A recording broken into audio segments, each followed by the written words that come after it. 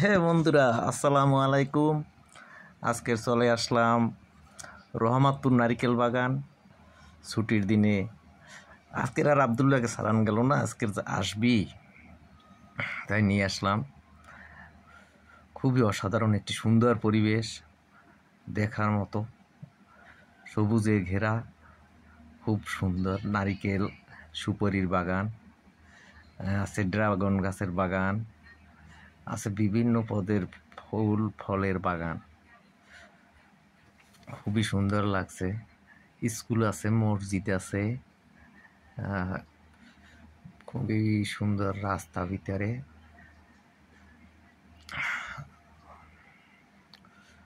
অনেক সুন্দর, অনেক ফুল ফুটে আছে, খুবই সুন্দর লাগছে, দেখার মতো একটি পরিবেশ। সবাইকে আসার জন্য আমন্ত্রণ রইল।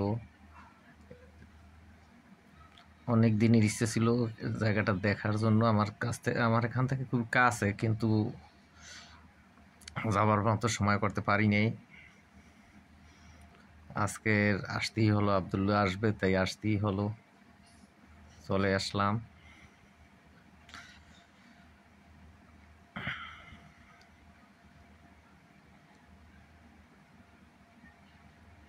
এই হলো ড্রাগন গাছের বাগান, খুবই সুন্দর লাগছে, অসাধারণ।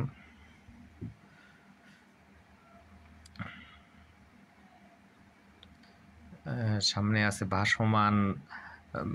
ভাসমান সবজি এবং এই ভাসমান সবজির চারা।